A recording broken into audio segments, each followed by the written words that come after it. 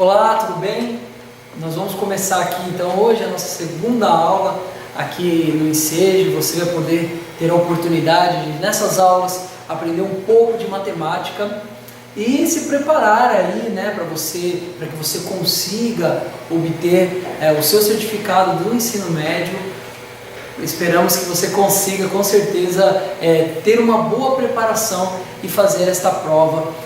Então esse conteúdo que nós vamos trabalhar aqui de matemática e tal, sempre de forma bastante tranquila, desmistificando um pouco essa ideia que a matemática é difícil e tal. Ela tem sim assuntos mais complexos, mas se você estudar, se você olhar também outras referências, buscar mesmo ir a fundo dos temas, você com certeza vai conseguir aprender e aprender este conhecimento e conseguir se dar bem aí, não só para fazer a sua prova, mas também na vida, conhecer um pouco de matemática, argumentação lógica. Mas antes da gente começar a nossa aula, eu quero falar para vocês, esse aqui nós estamos utilizando deste livro aqui do ensino médio, o Enseja, feito pelo Ministério da Educação do Brasil, do INEP. E é o seguinte, se você não tem, você pode baixar ele pela internet, é muito fácil. Você vai lá no Google, digita lá, Material Enseja, E-N-C-C-E-J-A, Enseja, Material Enseja. O primeiro link que aparecer aqui, você clica, e nós estamos trabalhando com o livro do estudante, do ensino médio. Então você vai, clica aqui, matemática, no caso, que é a nossa aula, e vai abrir aqui o PDF, certo? Você vai ter contato aí com o PDF, ok? E aí você pode baixar esse PDF, salvar aí no seu computador e tal, e ter acesso. Porque olha só, nós vamos pegar bastante exercícios, bastante coisas aqui deste livro, vamos olhar aqui os problemas, vamos olhar para esses exercícios e você também vai poder olhar ainda o conteúdo de maneira mais aprofundada daquilo que nós passamos aqui, porque aqui nós temos algumas horinhas para conversar sobre este assunto da matemática, mas o seu conhecimento e a sua vontade de aprender, com certeza, ela é muito maior do que esse tempo que nós estamos conversando aqui, ok? Então vamos lá, começar a nossa segunda aula de matemática. E hoje, gente, nessa aula de hoje, a gente ela vai ser uma aula um pouco mais teórica do que a nossa aula anterior, que eu mostrei aqui algumas coisas, falando da história, da matemática, algumas imagens e tal. Trouxe também o videozinho do Pato Donald, no País da Matemática, espero que você tenha gostado. E é muito interessante ver como a matemática ela está na nossa vida, em tudo que nós fazemos, em tudo que nós vamos articular com as outras pessoas, se vamos comprar alguma coisa no mercado, enfim, tudo tem a matemática. Mas como nós podemos conhecer a estrutura da matemática? Então é muito importante que nós saibamos entender um pouco da argumentação, da indução, da dedução, do silogismo, que são algumas entidades lógicas que nos auxiliam bastante a entender o processo matemático, e é isso que nós vamos conversar na aula de hoje. Então, capítulo 2 do livro, capítulo 2, lógica e argumentação, da prática à matemática. Então, nós vamos entender um pouco como que estruturas lógicas, e aí vai entrar até um pouquinho de português aí sim, porque quando você vai ler um problema, você não necessariamente está lendo ele de forma matemática, você está lendo português. Então você precisa interpretá-lo, e depois de interpretá-lo, você precisa traduzi-lo de uma forma matemática para que você consiga resolver este problema. E a gente vai ver isso aqui, tá bom? Bom, então para começar, vamos pensar na ideia seguinte: o que é uma argumentação? Você pode pausar o vídeo nesse momento e pensar um pouco. O que é uma argumentação? Tudo que eu estou dizendo aqui, explanando, conversando com você, é uma argumentação. Eu estou trazendo argumentos sobre diversos assuntos da matemática, diversos temas, diversos conteúdos, e essa argumentação ela visa te explicar, né, mostrar para você, aliás, o que é a matemática. Então espera-se que eu esteja falando verdades, né? Então uma argumentação é uma frase lógica que expressa uma informação verdadeira ou falsa. Aqui eu estou falando, né, trazendo informações verdadeiras. Se for trazer uma informação falsa, não vou estudar matemática assim, né? Não, então trazer aqui uma informação verdadeira, um conteúdo verdadeiro sobre alguns assuntos da matemática. Então, uma argumentação. O tempo todo eu estou argumentando. Quando você conversa com alguém, você está nesse processo de argumentação. Soltou uma frase, é uma argumentação, né? Então, é o expressar uma frase lógica, que tenha sentido, né? Uma frase que tenha uma cadência que faça algum sentido. Ela é verdadeira ou falsa acerca de um determinado assunto. Então, vejamos este diálogo. Paulo e Cláudia estão conversando.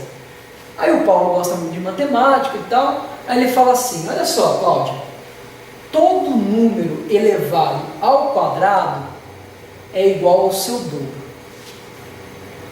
Todo número elevado ao quadrado é igual ao seu dobro. Né? Aí a Cláudia pergunta, né, como você pode provar isso? Como é que você pode provar que isso é verdade? Muito simples. Né? Ele responde: muito simples, Cláudia. O quadrado de 2 é 2 ao quadrado, que é igual a 4. E 4, por um acaso, é o dobro de 2. Porque o quadrado, né, de 2 vezes 2. 2 ao quadrado resulta em 4. E 4 é o dobro de 2. Olha que interessante. Será que Paulo está certo nessa sua argumentação? Vamos verificar. Né? Vou colocar aqui. Vejamos. Isto é um quadrado. Né? Bom, o que o Paulo disse estava ok. Um quadrado, o quadrado de 2 ao quadrado, resulta em 4 partes. Deixa eu voltar aqui. Resulta em 4 partes. Mas, olhando para o quadrado, cujo lado é 3, né, nós vemos que 3 ao quadrado não resulta em 6, que é o dobro de 3. E sim em 1, 2, 3, 4, 5, 6, 7, 8, 9. Ora, 3 ao quadrado é igual a 9. Opa, deixa eu fazer meu 9 aqui. Ficou bonito, né? Vamos de novo. 3 ao quadrado é igual a 9. Porém, o 9 não é o dobro de 3. 6 é o dobro de 3. Então, já furou a argumentação de Paulo. Vamos ver. 4 ao quadrado. Ora, qual que é o dobro de 4? É 4 vezes 2, que dá 8. Mas vamos ver 4 ao quadrado. 1, 2, 3, 4. 5, 6, 7, 8, 9, 10, 11, 12, 13, 14, 15, 16. Isso porque 4 ao quadrado é a mesma coisa que 4 vezes 4, que dá 16. Né? Então, o que acontece com a argumentação de Paulo? Por que a argumentação de Paulo faliu? Ora, porque Paulo ele pegou um único exemplo e generalizou este exemplo. Em matemática, né, nós não podemos dizer que uma coisa é de fato apenas olhando para um caso isolado. Temos que olhar todos os casos para realmente afirmarmos se aquilo é verdadeiro ou falso. E olha, se apenas um caso falha a sua argumentação, então toda a sua argumentação falha. A matemática ela é bem precisa nesse sentido. Então precisa que tudo aconteça daquela forma para que aquela argumentação seja verdadeira. Então nós vamos prosseguir mais aqui e vamos entender então como é que isso funciona. Aliás, este é o exercício número 1 da página 44. Observe os seguintes cálculos efetuados com os números ímpares. Então nós temos aqui uma expressão bastante tranquila, bastante simples, né? 1 mais 1 igual a 2. 1 mais 3 igual a 4. 1 mais 5 igual a 6. 3 mais 3 igual a 6. 3 mais 5 igual a 8. 5 mais 5 igual a 10. E por aí vai. Perceberam o padrão nessas somas? Olha, nós podemos notar com esses cálculos, né? Temos aqui dois números ímpares que somados dão um número par. Opa, adiantamos um pouco aqui. Dois números ímpares, 1 e 3, que somados dão um número par, 4. Dois números ímpares, 1 e 5, que somados dão o número 6. Então a pergunta que eu faço para você, você pode também parar o vídeo nesse momento e pensar. Podemos concluir com isso, olhando para essas 6 contas aqui? Com esses cálculos, podemos concluir que a soma de números ímpares resultará sempre em números pares? Será que nós podemos concluir isso? Olha, apenas utilizando dessas 6 argumentações, 1 mais 1 igual a 2, 1 mais 3 igual a 4, 1 mais 5 igual a 6, nós não podemos concluir nada, né? Nós podemos inclusive dizer, olha, me parece, eu tenho uma hipótese, e aí eu estou criando uma argumentação, porém uma argumentação que eu deixo claro, olha, ela é uma hipótese. Eu tenho uma hipótese, eu desconfio que a soma de números ímpares resulta em números pares. Mas eu não posso concluir que isso é uma verdade apenas olhando para esses exemplos, tá? Mas será que nós podemos realmente provar que dois números ímpares somados resultam no número par? Bom, nós podemos provar, nós vamos fazer isso agora. Então eu tenho uma hipótese, olha, de fato, números ímpares somados resultam em números pares. Então, para eu fazer isso, eu vou fazer o seguinte: eu vou definir o que é um número par e o que é um número ímpar. Só que, como nós vimos na aula anterior, nós não vamos apenas dar exemplos de números pares. Números pares: 0, 2, 4, 6, 8, 10, 12, 18. Não, nós vamos dizer o que forma um número par. Então, nós podemos formar de... Deixa eu apagar aqui. Deu um desencontro aqui.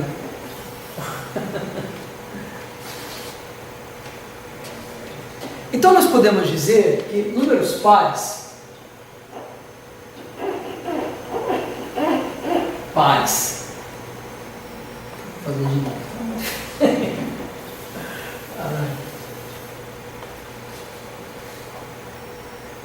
Tem que pegar o jeito, né? Então, vamos dizer aqui, os números pares,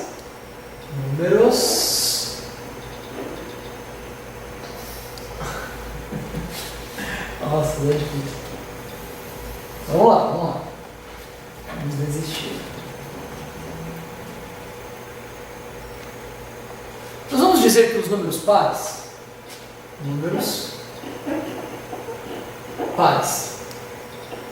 eles podem ser escritos da forma 2 vezes n, onde n é qualquer número natural. Tá? Então, se eu colocar aqui o número 1, eu vou ter 2 vezes 1 e vai me resultar no número 2, e o número 2 é um par. Se eu colocar aqui o número 15, eu vou ter 15 vezes 2. 15 vezes 2 é 30, e 30 é um número par. Então, nós vamos definir que o número par é da forma 2. Os números ímpares,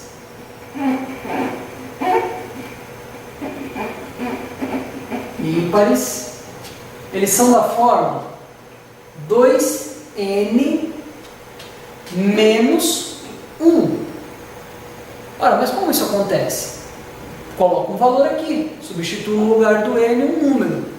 Número 2, por exemplo, 2 vezes 2 dá 4, menos 1 dá 3. O 3 é o número ímpar. Então, todos os números pares e todos os números ímpares podem ser construídas usando essas duas expressões. Ok? Então, voltando ao nosso exemplo anterior, né? Eu tenho a soma de dois ímpares. Bom, vou efetuar esta soma. Ok? Vou efetuar essa soma. Passei demais. Vou efetuar esta soma. A soma com dois ímpares. Ok? Então vamos lá. Já que é uma soma, eu vou colocar aqui 2n menos 1 mais 2n menos 1. Vou somar dois ímpares. Eu não defini que o número ímpar ele tem a forma 2n menos 1? Vou somá-los, né? Então nós temos aqui, posso tirar do parênteses, não tem problema, é uma soma, sem alterar. Isto é igual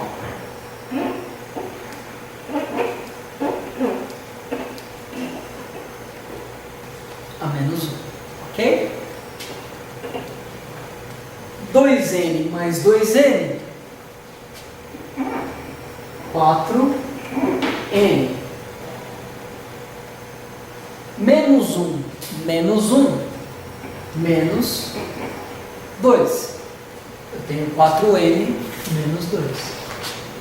Isto é igual. Agora, olha só que interessante. Está vendo que este 4, eu posso escrevê-lo como 2 vezes 2? Porque, ó, trazendo aqui para o nosso rascunho. 2 vezes 2 resulta em 4. Ok? Então eu vou escrevê-lo aqui. 2 vezes 2, 4.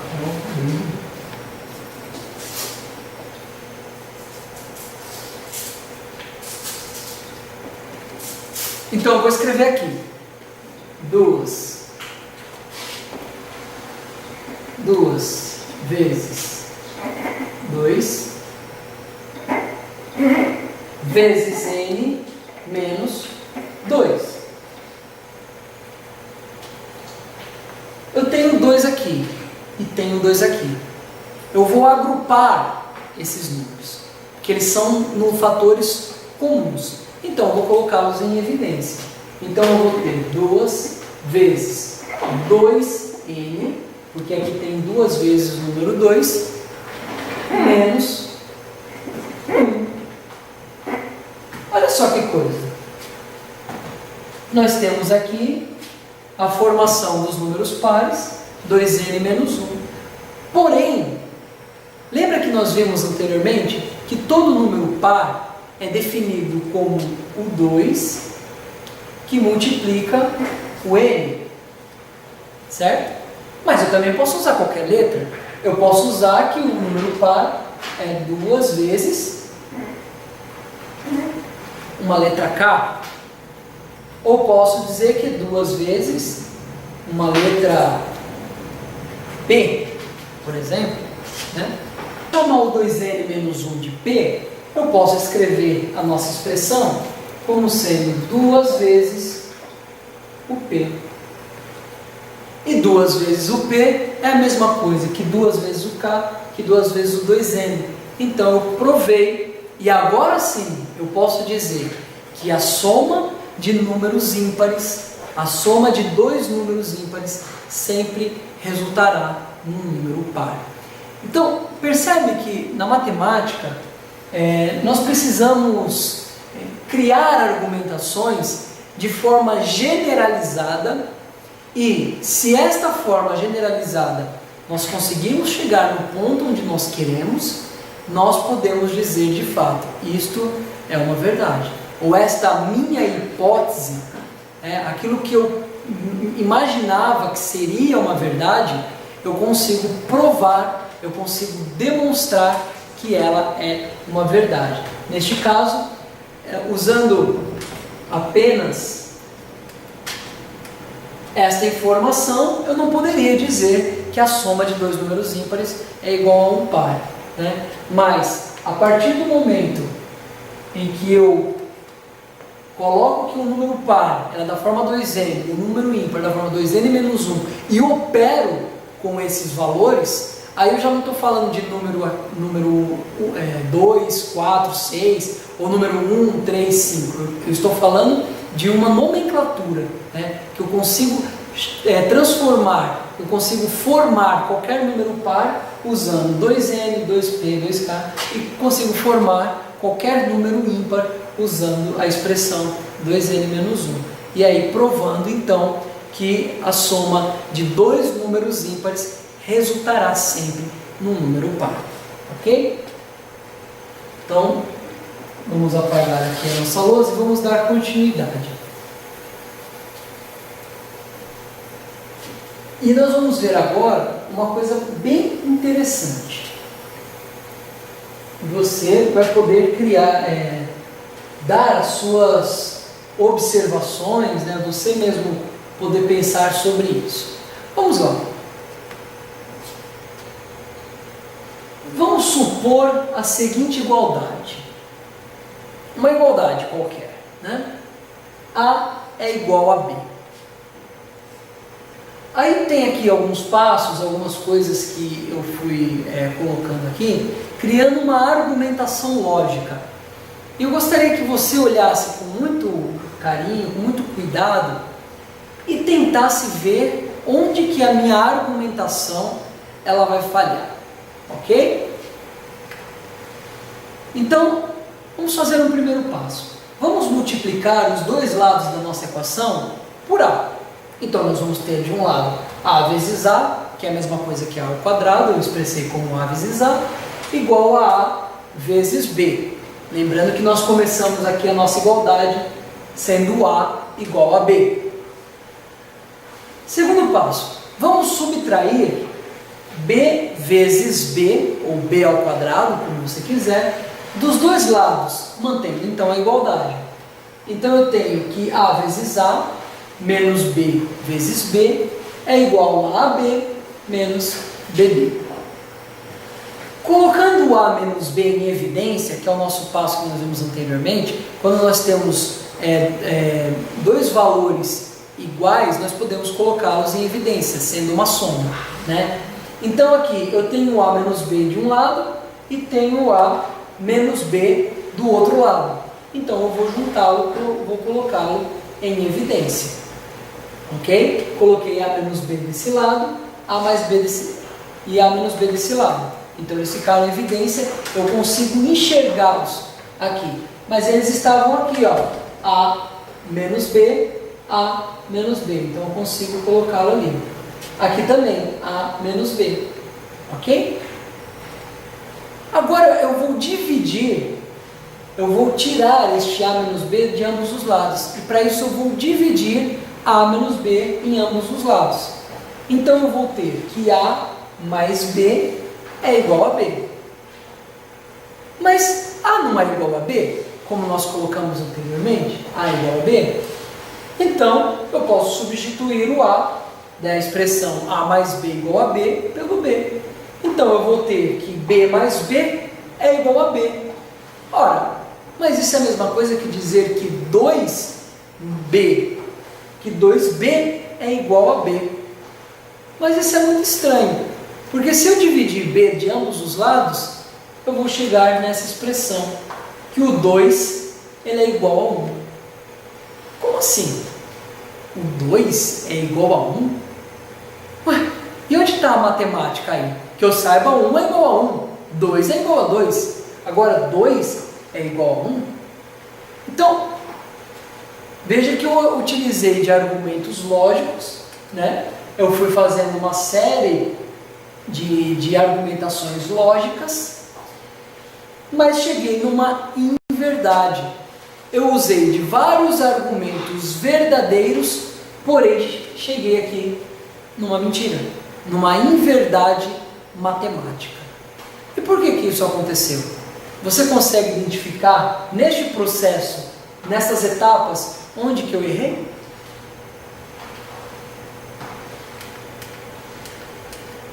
Bom, gente, o erro aqui está na seguinte forma.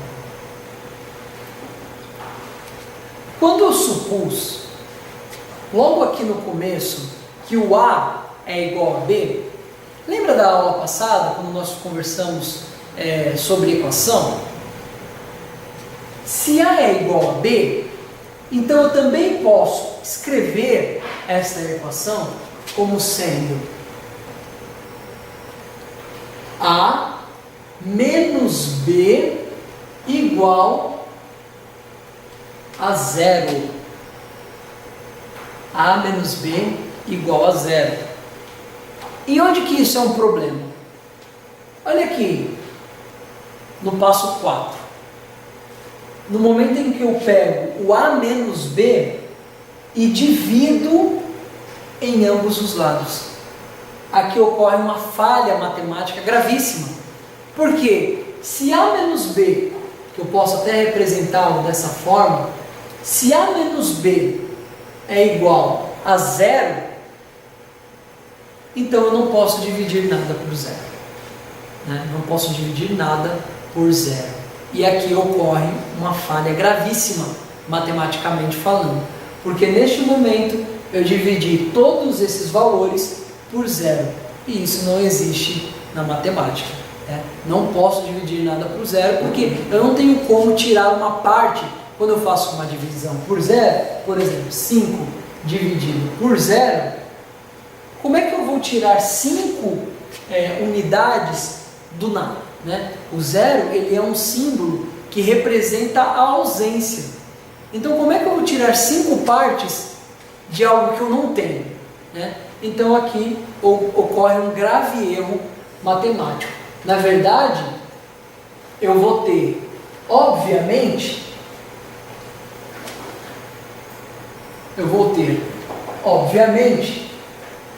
que 2 é diferente de 1.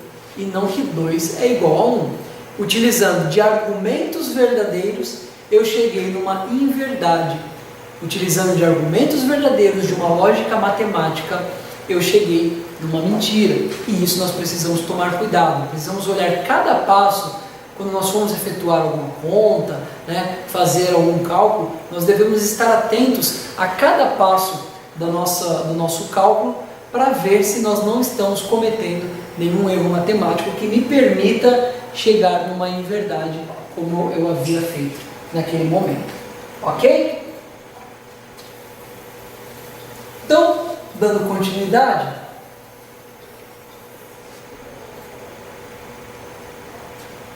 vamos passar aqui a um exercício. Este exercício é o exercício de número 2, que se encontra na página 45. Você aí que utilizar o livro por meio do PDF, você pode ir lá colocar na página 45 o exercício de número 2. Num torneio de basquete, 6 equipes enfrentam-se entre si, num total de 5 rodadas. Se uma equipe vencer todas as suas partidas, é automaticamente declarada campeã, obviamente porque outra equipe que enfrentou essa em algum momento, e se essa venceu, a outra perdeu. Então, enquanto uma pôde somar 5 vitórias, a outra vai somar no máximo de 4 vitórias. Evidentemente que essa que ganhou mais pode ser declarada como campeã. Caso contrário, as duas equipes com o maior número de vitórias disputam uma final para decidir a campeã. Tá? Então a tabela abaixo mostra a posição de cada equipe após a realização de 3 rodadas. Então vão faltar 2 rodadas, né, neste caso. Então a primeira equipe teve uma vitória e 2 derrotas. A segunda equipe teve 3 derrotas. Era praticamente impossível, né, dela conseguir aí a conquista, porque o máximo que ela vai poder somar nas próximas 2 rodadas é 2 vitórias. E ela já tem 3 derrotas, então ela já não consegue. A equipe 3 tem 2 vitórias e 1 derrota, mas ainda consegue mais 2 pontos, né, com 2 vitórias. A equipe 4 está na mesma situação que a equipe 3. A equipe 5 tem 3 vitórias, então é uma grande candidata aí a ganhar este campeonato. E a equipe 6 tem apenas 1 vitória e 2 derrotas, está na mesma situação que a equipe de número 1, ok? Então, pelas regras do torneio, aí vem a pergunta para que a gente consiga, de forma lógica, encontrar a resposta. Pelas regras do torneio e pela análise da tabela, pode-se afirmar que a equipe 5 será campeã do torneio? Bom, vamos pensar assim, a equipe 5 ela tem mais 2 jogos, certo?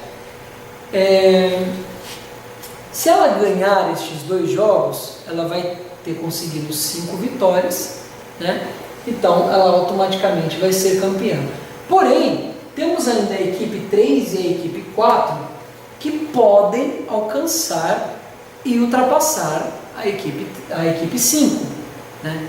Então eu acho que essa alternativa aí ela não é muito válida, né? Acho que essa alternativa não é muito válida. Vamos ver a B. Nós podemos, lembrando que isso aqui a gente pode escolher uma das alternativas, evidentemente a alternativa correta, né? Bom, o final do torneio será entre as equipes 3 e 4 ou entre as equipes 4 e 5. Bom, nós não podemos também afirmar isso, né? Porque bastando uma vitória da equipe 5 e uma vitória da equipe 3, né? Não, deixa eu voltar aqui no raciocínio. Vamos à alternativa B. O final do torneio será entre as equipes 3 e 4 ou entre as equipes 4 e 5? Não, já fura a questão aqui do 4 e 5. Por quê? Se a equipe 4 vencer, ela vai somar 3 pontos, né? Se a equipe 5 vencer, ela já vai somar 4. Então ela já vai ultrapassar a equipe 4. Então não é essa a alternativa. A equipe 5, alternativa C. A equipe 5 é a única que pode ser campeã sem ter de jogar a partida final? Não, porque se ela não jogar a última partida, ela ainda pode empatar com a equipe 3 e a equipe 4, que nas 2 partidas vão somar 4 pontos e vai precisar ter-se uma partida extra para que haja campeão. Então também não pode ser a alternativa C. O que sobra, por eliminação, alternativa D. A equipe 1 não pode mais ser campeã do torneio, que foi o que nós falamos logo no comecinho do exercício. Basta ver que a equipe 1, ela sofreu já 2 derrotas. Temos aqui a alternativa C. A equipe 5 é a única que pode ser a campeã sem ter de jogar a partida final? Bom, vejamos. Se ela ganhar a próxima partida, ela vai ter 4 vitórias. E nenhuma equipe poderá conseguir este mesmo tanto de vitórias, né? Se a equipe 3 vencer, ela vai ter 3 vitórias. Se a equipe 4 vencer, ela vai ter 3 vitórias. E pela regra do campeonato, pode-se ter apenas, eles podem se enfrentar apenas uma vez. Então, a alternativa C é uma grande candidata a ser a resposta. Vamos olhar a última então, a alternativa D. A equipe 1 não pode mais ser campeã do torneio. Não, ela pode. Se ela vencer todas os outros jogos, ela vai somar 3 pontos e vai empatar com a equipe 5 se ela não mais ganhar nenhum jogo. E neste momento, ela pode então ter um jogo extra para se decidir quem vai ser o campeão. A gente poderia dizer que a equipe 2 não tem de fato mais chance de vitória deste torneio, porque se ele ganhar os próximos 2 jogos, mesmo assim ele já perdeu 3, então ele não consegue. O máximo que vai acontecer é que ele vai empatar com as equipes 3 e 4. Então o que nos resta é de fato a alternativa C. A alternativa C, então, usando dessa lógica, é a alternativa correta. A equipe 5 é a única que pode ser campeã sem ter de jogar a partida final. Isso porque ela vai ter conseguido somar mais vitórias que qualquer outra equipe nesse torneio. Ok?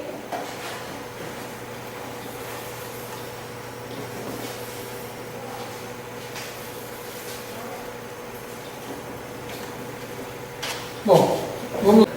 Pode ir.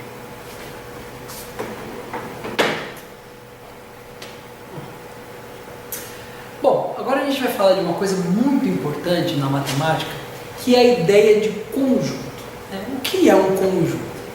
É uma reunião de objetos, de coisas, de números, de nomes. Podemos dizer que o conjunto de uma sala de aula é um conjunto que tem todos os alunos dessa sala de aula. Então, um conjunto de alunos de uma sala são os alunos que estão dentro de uma sala. Então, o conjunto ele tem uma ideia bastante intuitiva, é você agrupar, ajuntar coisas. Então, conjunto é uma coleção de elementos que possuem certas características. Então, se eu estou falando do conjunto de coisas que se tem numa cozinha, obviamente é que você não vai pensar num objeto, por exemplo, uma cama. Uma cama ela fica no quarto, numa sala, mas dificilmente você vai ver uma cama numa cozinha, ou quando você está falando de objetos que tem numa cozinha. Se alguém pergunta assim, objetos que tem numa cozinha, você vai dizer cama? Não, você vai falar, sei lá, talheres, você vai falar fogão, micro-ondas, pia, enfim, coisas ligadas ao universo da cozinha, dos objetos que tem numa cozinha. Você não vai falar um sofá. Acredito que não tem sofá, geralmente você não vê muitos sofás em cozinhas. Bom, então vamos lá. Um exemplo. Vou pegar um exemplo numérico, mas pode ser qualquer conjunto de elementos que compartilham de uma mesma característica. Então, um exemplo. O conjunto A dos algarismos 0, 1, 2, 3, algarismos pares até o algarismo 9. Então, o conjunto A dos algarismos pares até 9.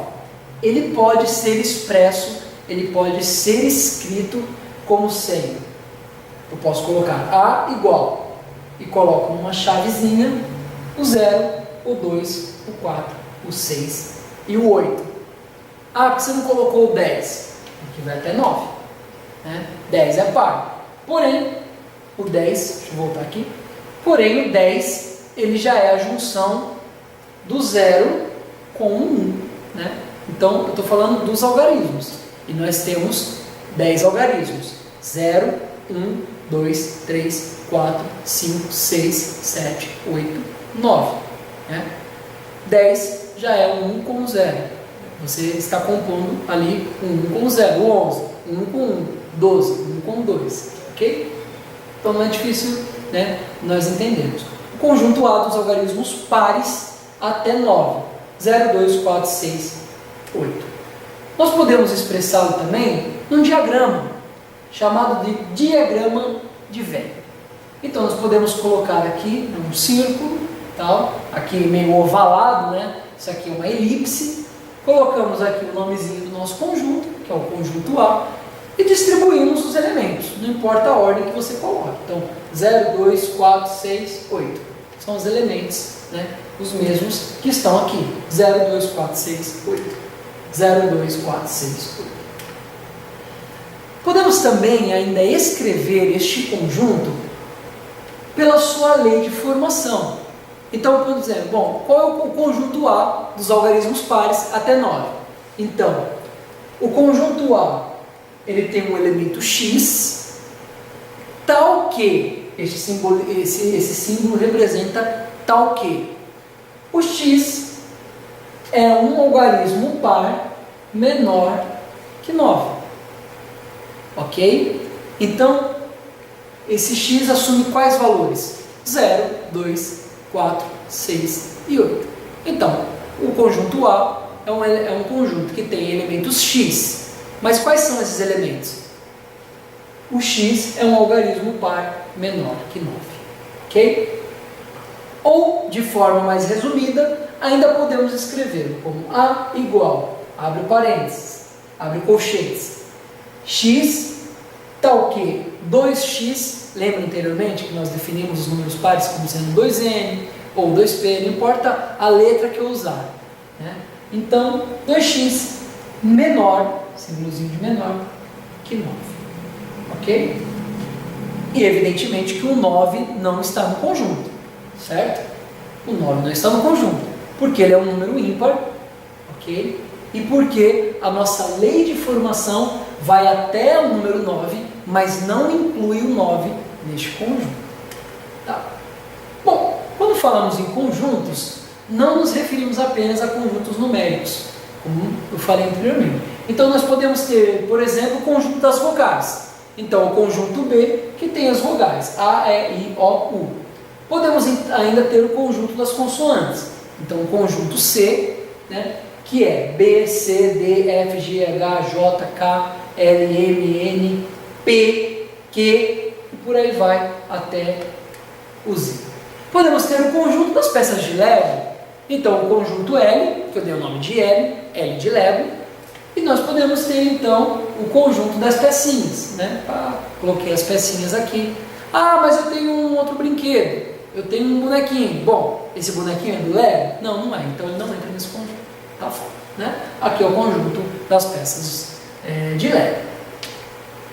Ou eu posso ter o conjunto de bolas esportivas, né? O conjunto F de bolas esportivas. Então nós temos bola de futebol, bola de handball, bola de basquete, de beisebol, futebol americano, né? Enfim, bola de tênis, bola de golfe. Então o conjunto contendo todas as bolas esportivas possíveis.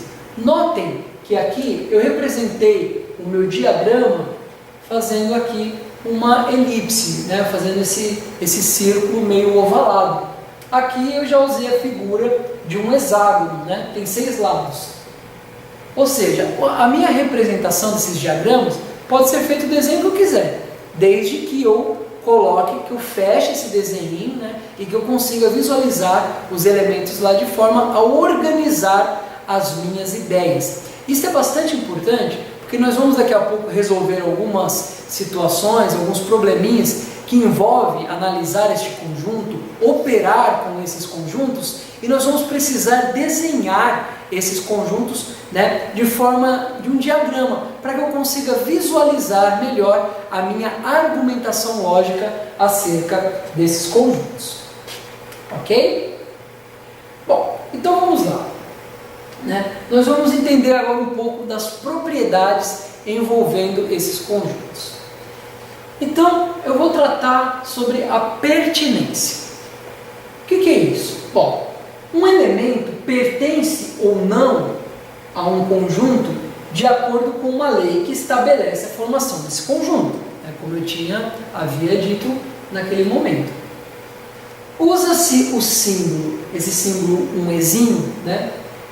Que ele é chamado de pertence, e o símbolo do E riscado, cortado ao meio, como sendo não pertence, para designar tal pertinência. Então, por exemplo, vamos voltar ao nosso conjuntinho A. O A, ele é o conjunto que tem os elementos 0, 2, 4, 6 e o 8.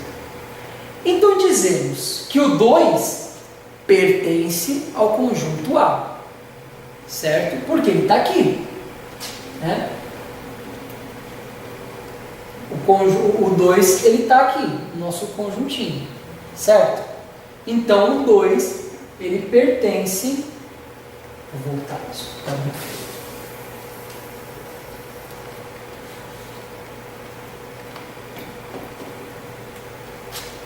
Então dizemos que o 2 pertence ao conjunto A.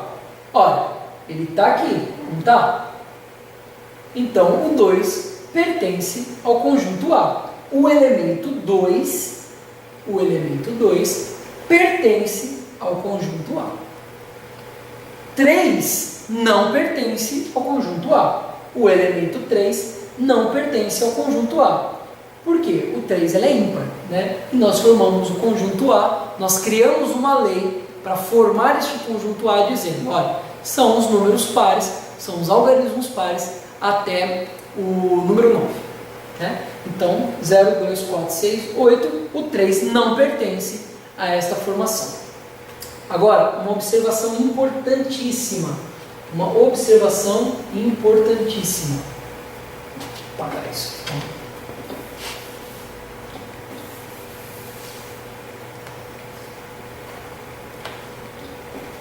Agora, uma observação importantíssima.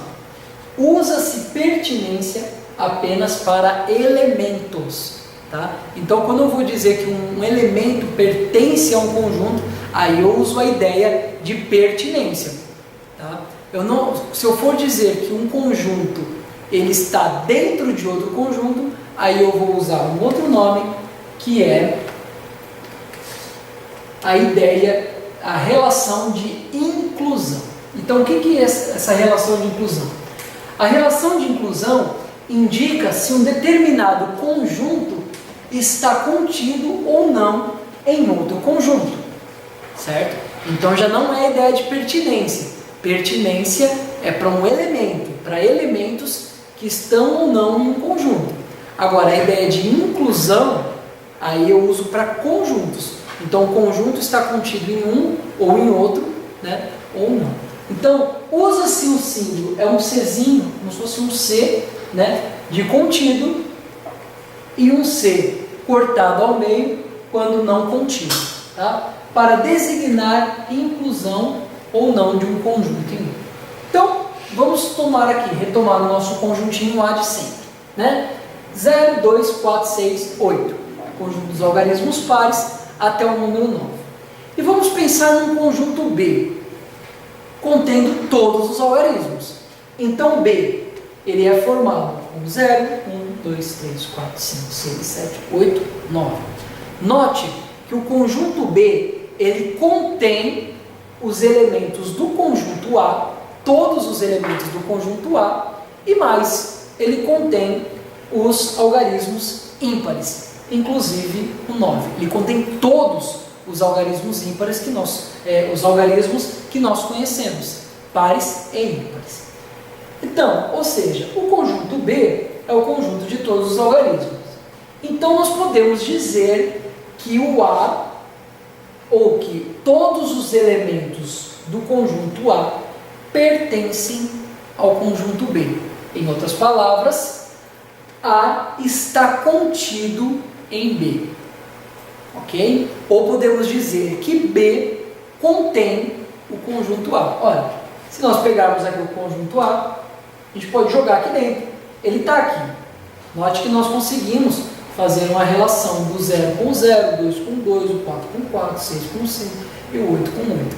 Então, o conjunto A está contido no conjunto B. Agora, eu não posso dizer que o B está contido no A, né? Porque o A é muito menor que o B. E o A ele expressa apenas os algarismos pares, enquanto o B tem todos os algarismos. Então, o B não está contido em A, mas o A está contido no B. Tá? O conjunto B, ele é maior que o conjunto A. Ok? Conjunto vazio. O conjunto vazio é o conjunto que não possui um elemento sequer. Tá? Então, para representarmos o conjunto vazio, nós vamos usar este símbolo, tá? Que é um colchetes.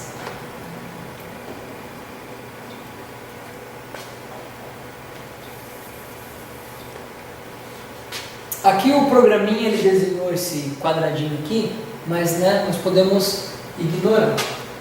Nós vamos designar o conjunto vazio como sendo dessa forma, usando o colchetes e mais nada dentro, ok? Ou então nós podemos usar este símbolo aqui e apenas um, tá? Ó, observação, hein? Não se deve escrever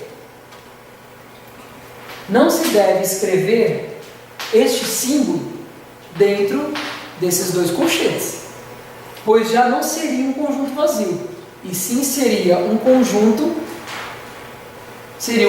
formado pelo único elemento do zero cortado, da bolinha cortada, ok? Então, o que não corresponde à definição de conjunto vazio, que é o conjunto vazio é o conjunto que não possui um elemento sequer. Então, muito cuidado. Na hora que nós escrevemos o conjunto vazio, dizer que um conjunto ele é vazio, nós vamos expressá-lo como esta bolinha cortada ao meio, tá? Ou apenas os colchetes.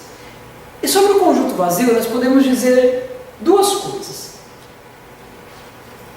Todo conjunto vazio está contido em um conjunto. Ou melhor, todo conjunto contém o vazio. Olha, isso é muito simples. Se nós pegarmos o conjunto A, vamos voltar aqui ao nosso conjuntinho A. Vamos tirar o 8, né? A gente tira o 8 daqui. Vai sobrar o 6. Aí a gente vai e tira o 6 também. Vai sobrar 0, 2 e 4. Aí a gente vai e tira o 4. Vai sobrar o 0 e o 2. Tira o 2. Vai sobrar o 0. Tira o 0. Sobra o vazio. Então todo conjunto, ele automaticamente contém o vazio. Ok? Isso é uma noção bastante importante que nós vamos precisar mais para frente. Tá? Então, vamos lá. Outra coisa que nós podemos dizer: todo conjunto está contido nele mesmo. Parece uma coisa bem óbvia, né?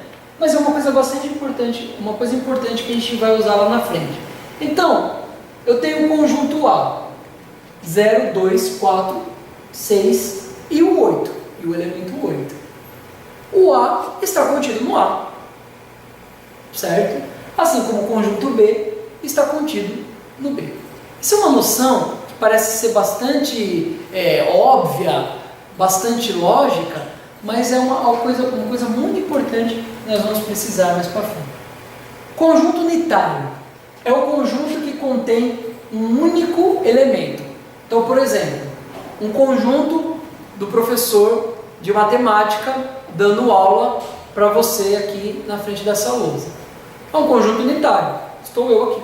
Né? Então, é um conjunto formado por este único elemento, Leonardo, que sou eu. Então, é um conjunto unitário. Conjunto que contém o número 5. É um conjunto unitário. Ele contém, né, apenas um elemento, que é o elemento 5. Tá? Igualdade de conjuntos. Bom, dois ou mais conjuntos são ditos iguais quando apresentam elementos idênticos, não importando a ordem.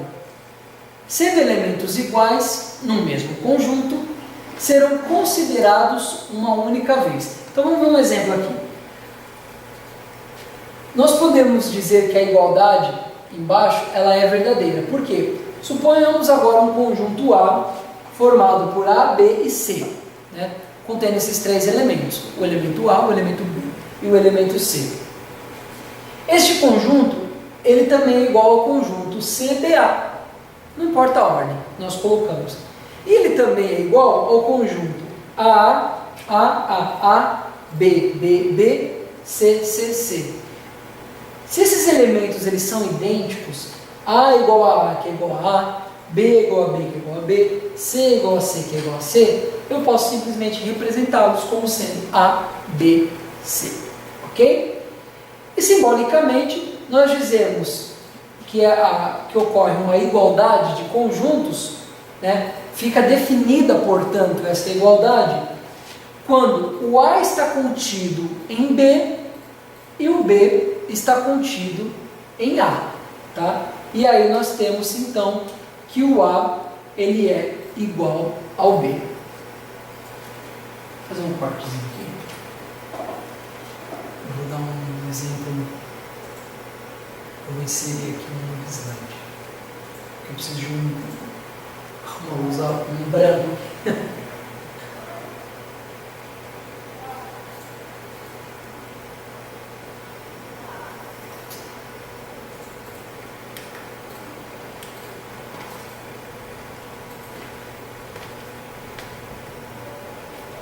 Simbolicamente, nós temos então que o A ele é igual ao B, o conjunto A é igual ao conjunto B, se o A estiver contido em B e o B estiver contido em A. Ora, isso é muito simples. Em outras palavras, eu posso pegar aqui, criar o meu conjunto A como sendo 0, 2, 3 e 9, e o conjunto B como sendo 0, 2, 3 e 9. Ora, o A ele está contido em B, certo? Está muito difícil.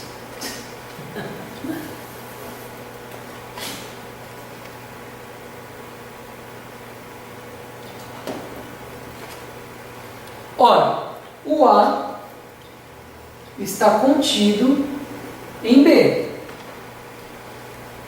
E por sua vez, o B está contido em A.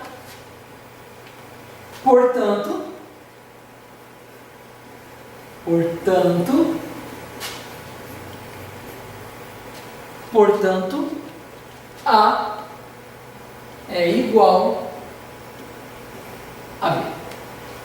Ok? Bastante simples, um conceito bastante intuitivo.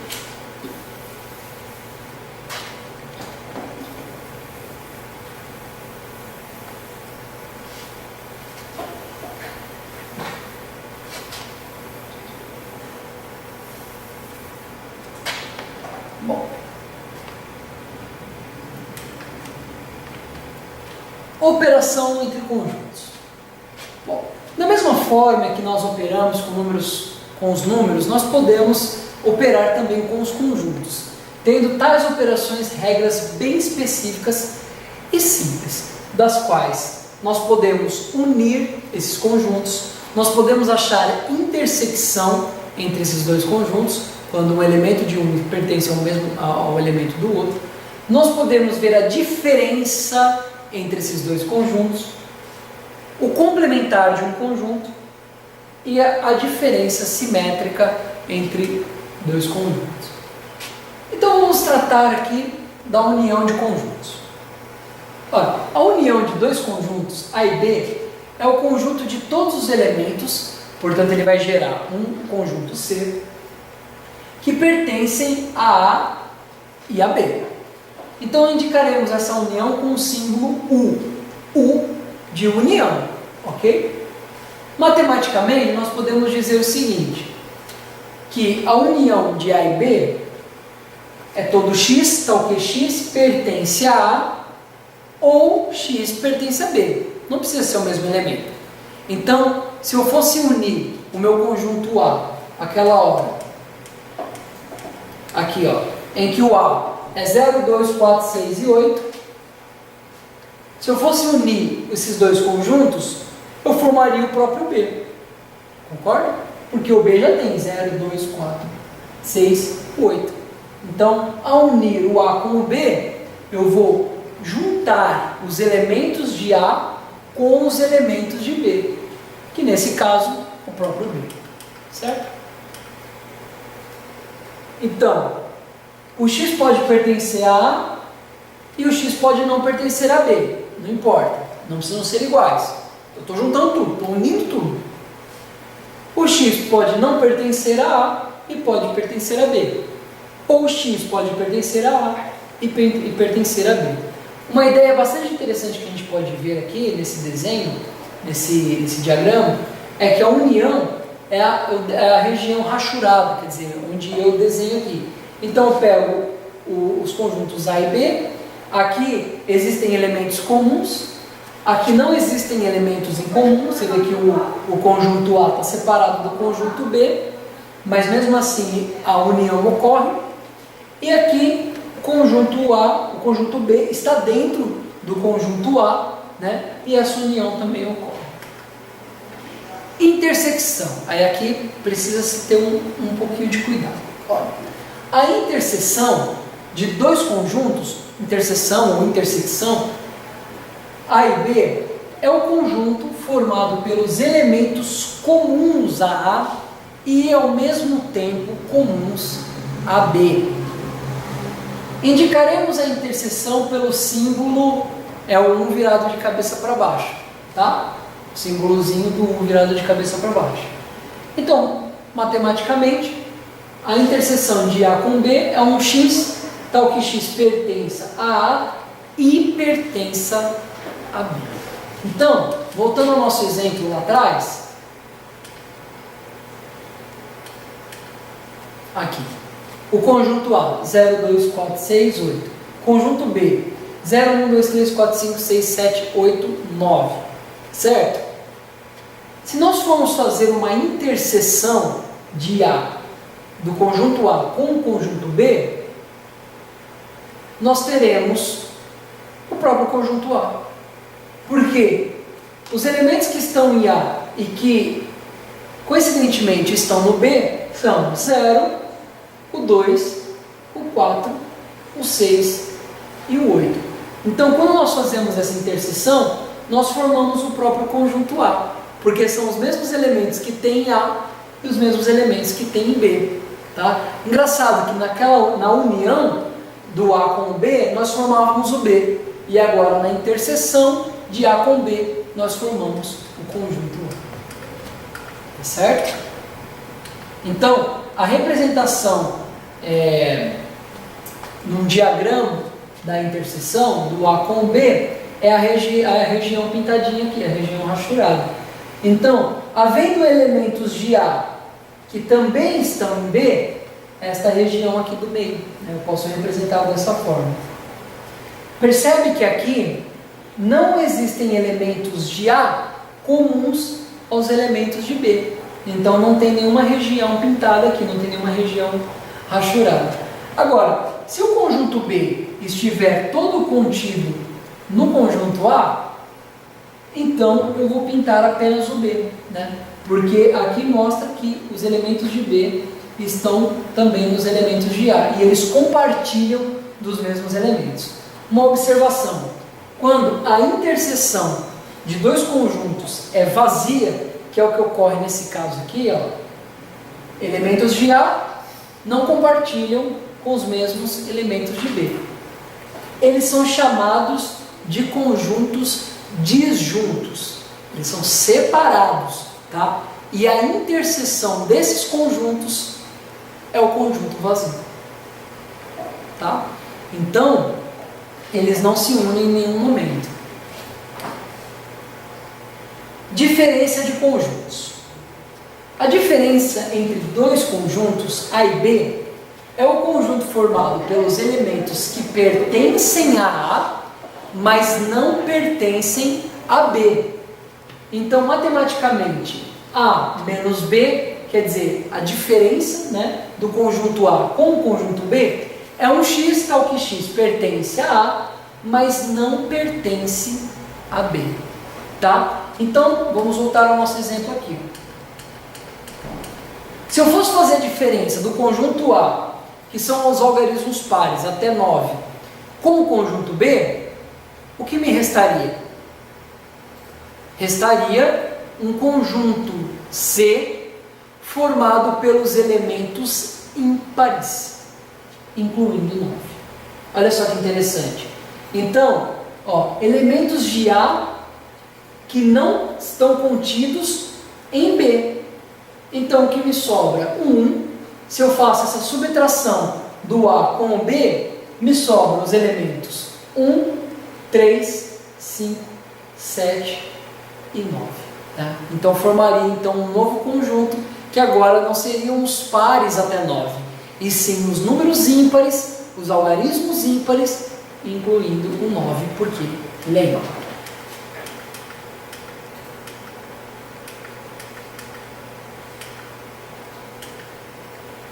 Então, a diferença ela pode ser representada dessa forma.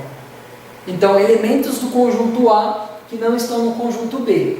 Então, eu não pintei aqui o meu conjuntinho B e nem a interseção dele, apenas o conjunto A. Tá? Aqui, se eles são disjuntos, então os elementos de A continuam em A, e de B não compartilha, né, porque eles são disjuntos.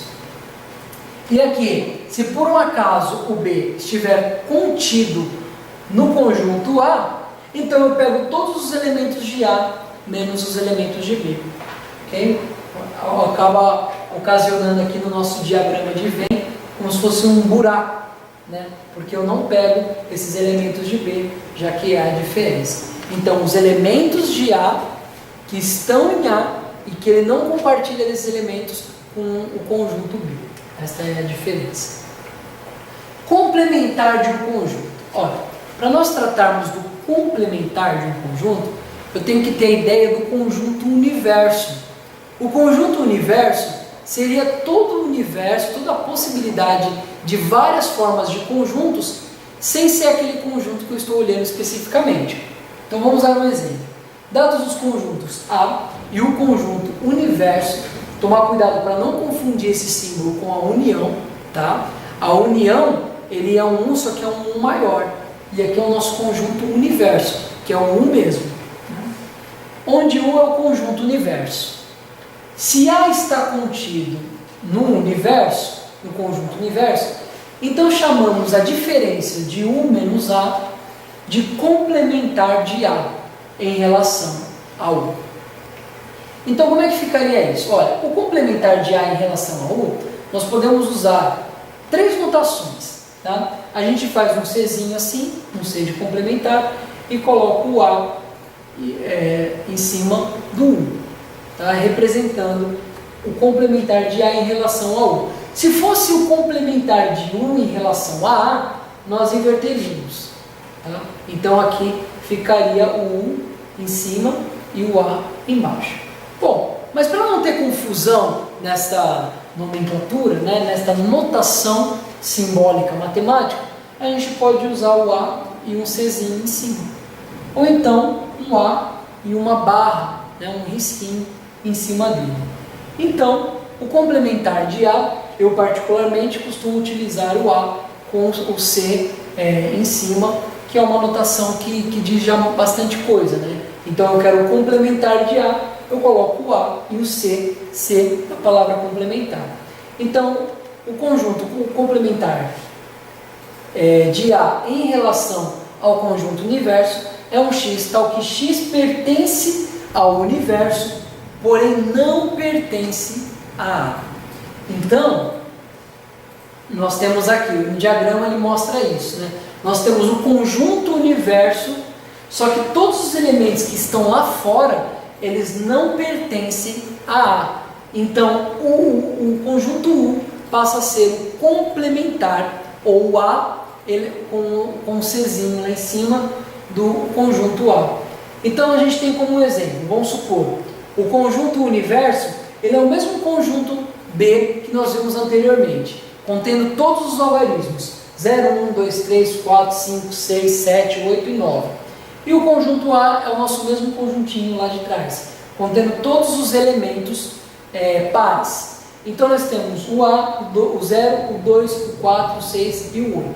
Ora, o complementar de A vão ser então todos os elementos que estão no conjunto universo, porém não estão no conjunto A. Ora, esses elementos são os ímpares. 1, 3, 5, 7 e 9. Ok? E nós temos também a diferença simétrica. A diferença simétrica entre dois conjuntos A e B é o conjunto dos elementos que pertencem a A, mas não pertencem a B, ou pertencem a B, mas não pertencem a A. Nossa, professor, ficou meio confuso. Bom, então nós podemos olhar aqui de uma maneira a ficar mais fácil, olhando para o diagrama. E nós vamos representar então a diferença simétrica com esse triângulozinho, então, esse triângulo. Então nós temos que a diferença simétrica entre A e B podemos representar como A um triângulo B. Daí nós temos que a diferença simétrica entre A e B é um x, tal que x pertence a A menos B, ou x pertence a B menos A. Tá? Então eu estou excluindo os elementos que são comuns nos dois. E estou deixando apenas os elementos que tem em A e os elementos que tem em B e apenas em B. Então, B menos A união de A menos B. O desenho ele mostra de maneira mais clara isso. Então, eu tenho os elementos de A e tenho os elementos de B.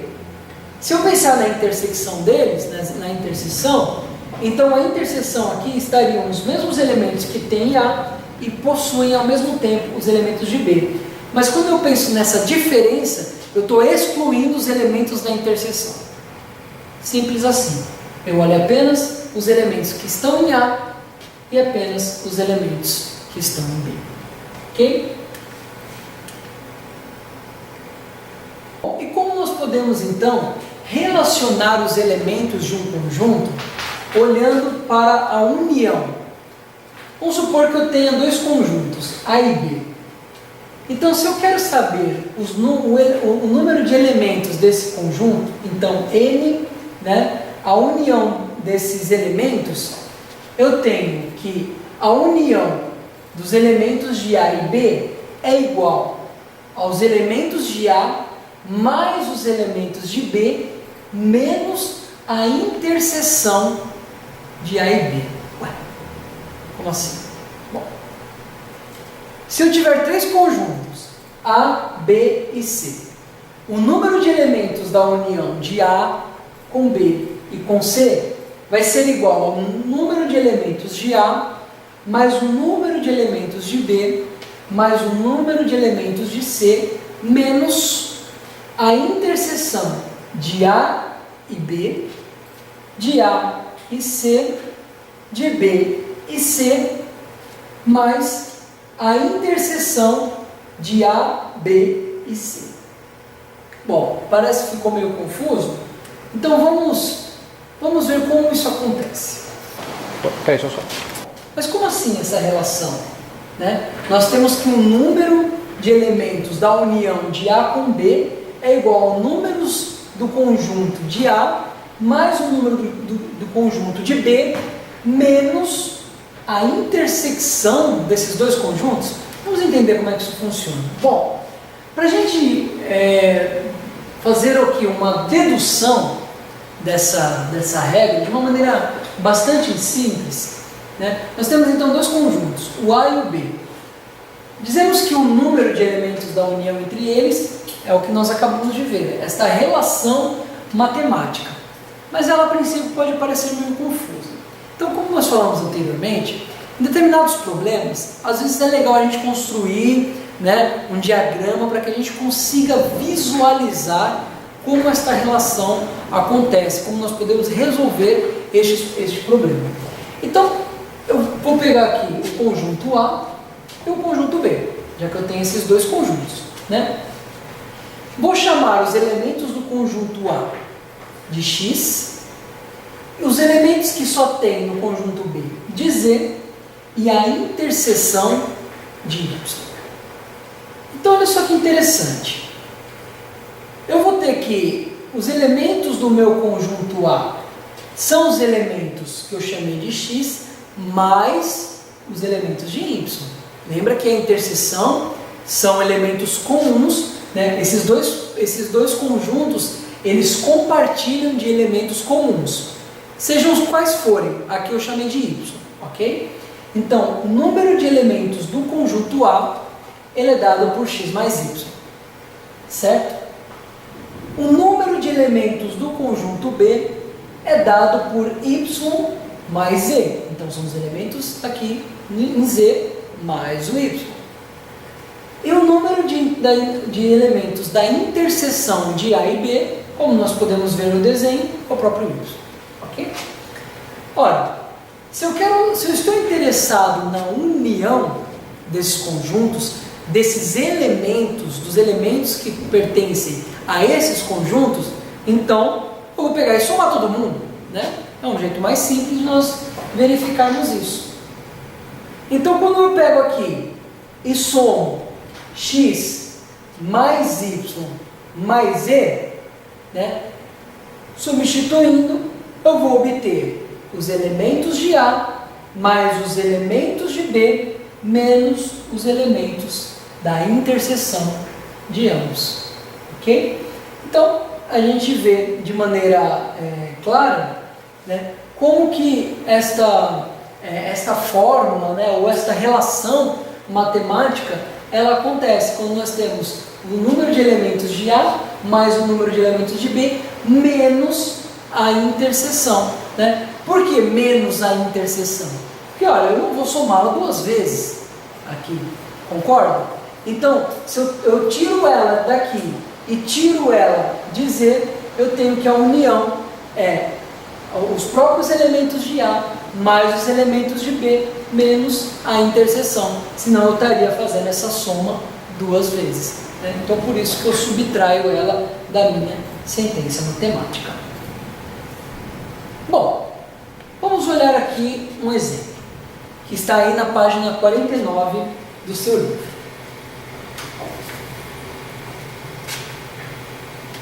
Vamos fazer aqui uma discussão, né, e já podendo usar as propriedades que nós acabamos de observar sobre esses conjuntos. Numa comunidade com 250 famílias, que eu vou representar com a letra F, foi sugerido construir um espaço para recreação. Esse espaço eu vou representá-lo com a letra R.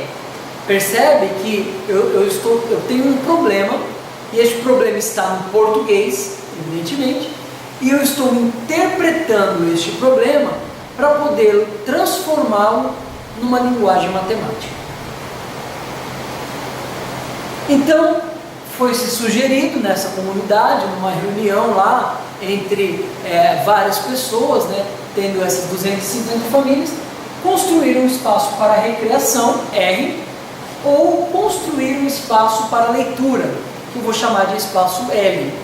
Então eles iam fazer uma votação, né, para construir qual espaço? O espaço da recreação ou o espaço da leitura? Sendo permitida apenas uma construção. Então, realmente, eles teriam que fazer uma votação de forma democrática. Ah, quem quer o espaço da recreação? Eu. Quem quer o espaço da leitura? Eu. Né? Mas aí acontece que tem gente que quer sempre os dois, né? E tem gente que não quer nenhum dos dois. Então, dessas 250 famílias, 111 famílias se interessaram pelo espaço de recreação. Ok. Dessas 250 famílias, 183 famílias se interessaram pelo espaço de leitura, já um número, né, maior. E 24 famílias não se interessaram por nenhuma construção. Porém, existe aquele grupo que nós comentamos, que nós vamos chamar de grupo X, que quiseram tanto o espaço de leitura quanto o espaço de recreação. Bom, este grupo optou indiferentemente. Então, se você constrói um, tá bom. Se você constrói outro, tá bom. Não constrói nenhum, né? Tá bom também. Tanto pelo espaço de recreação, quanto pelo espaço de leitura. Ora, como nós podemos esquematizar este problema para que a gente possa, então, saber quem é esse grupo X que optou por tanto recreação quanto leitura. É importante nós sabermos esse valor, porque se este número, somado ao 111, der um número maior que o 183, lembrando que 111 famílias se interessaram pelo espaço de recreação, então, se esse número for maior que o 183, então será construído o espaço de recreação. Se não, como nós vimos, 183 pessoas optaram pelo espaço de leitura, então seria construído então esse espaço. Bom, nós podemos esquematizá-lo da seguinte forma. Eu fiz aqui um conjunto maior, que é o meu conjunto F, das famílias. São 250 famílias. Fiz o meu conjuntinho R, que são 111 famílias que optaram pela recreação, menos, olha só, menos aqueles que optaram tanto pela recreação quanto pelo espaço de leitura. Então, menos X, que é o grupo que eu quero encontrar. Fiz aqui o meu conjunto dos que optaram pela leitura, que eu vou pensar da mesma forma. 183 menos X, que é o grupo que eu quero encontrar. E, portanto, bom, temos que esse X, eles compartilham da mesma informação. Então, eles compartilham do grupo que quer o espaço de recreação e compartilham com a informação dos que querem espaço de leitura. Então, o X, ele é a interseção desses dois conjuntos. E tem o pessoal que ficou lá de fora, né? 24 famílias que não quiseram saber nem de espaço de recreação, nem de espaço de leitura. Bom, como nós podemos efetuar isso? Vamos somar tudo. Lembrando que essa soma, ela não pode ser maior que o nosso conjunto universo, que o nosso conjunto de famílias, que são 250 famílias. Então, nós vamos pegar aqui, ó, 111 menos X, que é o nosso conjunto R. Vamos somar ao X, que é a interseção do conjunto R e do conjunto R. Vamos somar também 183 menos X, que é o conjunto L, aqui. Ok? Lembrando que essa soma, que é a soma do conjunto R, a soma do conjunto L e a soma da interseção deles, que é o X, tem que ser igual a 250. Bom, então fazendo aqui uma pequena manipulação algébrica, né? Como nós vimos na aula anterior, nós podemos fazer, equacionar, né, essas informações. Então eu vou juntar 111 mais 183 mais 24. Vou colocar esses termos aqui próximos. E vou juntar os meus termos, né, o X, que é o que eu quero encontrar. Então eu vou ter menos X, mais X, menos X. Tudo isso igual a 250, que é o número total de famílias. Então, 111 mais 183 mais 24 dá 318. Agora, note aqui, menos X mais X dá zero. O que me sobra é o menos X. Então, ele está aqui. Bom, lembra na aula anterior que quando nós tínhamos uma equação, nós tínhamos uma espécie de balança? Então, o que eu faço de um lado, eu faço do outro lado. Então, eu vou tirar esse 318 daqui. Mas para isso eu tenho que tirar ele daqui também. Então, acaba ficando 250 menos 318. E eu tenho, então, menos 68. Olha, menos x igual a menos 68 é a mesma coisa que x igual a 68. Então, eu acabei de descobrir que o número de famílias que optaram tanto pela área de recreação quanto pela área de leitura são 68 famílias. Portanto, 68 famílias preferem as duas construções. Ou eles ficam indiferentes. Para mim pode ser recreação, o outro fala, para mim pode ser leitura, não importa, né? Porém, apenas uma deve ser feita. Então, voltando à situação do nosso probleminha lá atrás, nós percebemos então que apenas uma escolha pode ser feita. Bom, temos um espaço e teremos apenas o espaço para recreação e o espaço de leitura. Bom, então, já que nós tínhamos no nosso conjunto recreação 111 menos x, e agora a gente sabe o valorzinho de x, vamos substituir. Então nós temos 111 menos 68, que é o valor de x. Então eu vou ter que apenas 43 famílias optaram pela recreação e somente área de recreação. Para saber quem quer apenas espaço de leitura, fazemos a mesma coisa. Pegamos o 183, que é o meu conjunto L, menos o x. Só que agora eu sei que meu x é o 68. Então, 183 menos 68 resulta em 115. Olha, ganhou de lavada, né? Então, nós concluímos o nosso problema que o espaço a ser construído neste condomínio, nesta comunidade, né, neste conjunto de famílias, é o espaço de leitura, uma vez que democraticamente mais pessoas votaram para se ter o espaço de leitura, num total de 115 pessoas. Então, voltando aqui ao nosso diagrama, nós temos que 115 pessoas optaram pelo espaço de leitura, 43 pessoas optaram pelo espaço de recreação, 24 pessoas optaram por nenhuma das duas e 68 pessoas optaram por... Você pode construir tanto recreação quanto espaço de leitura, que não faz para mim a menor diferença. Então ganhou o espaço de leitura com mais pessoas votando nesse espaço. Ok? Então, um exemplozinho bastante simples que nós podemos usar, resolvê-lo usando as propriedades de conjuntos que nós acabamos de observar. Mas você pode pesquisar aí na internet também. Se você ir lá no Google colocar teoria dos conjuntos, você vai achar bastante informação. Você evidentemente vai ver as informações que nós acabamos de ver, porém às vezes com mais detalhes, se você quiser se aprofundar ainda mais nesse conteúdo. Bom, aí nós temos na página 48 um exercício 4. O diagrama abaixo mostra a distribuição dos alunos de uma escola de ensino médio nos cursos optativos. Então, além dos cursos normais, eles podem escolher no período da tarde. Alguns preferem, então, fazer curso de teatro, que é o nosso conjuntinho T. Alguns preferem fazer curso de fotografia, que é o nosso conjunto F. E alguns preferem fazer o curso de dança, que é o nosso conjunto D.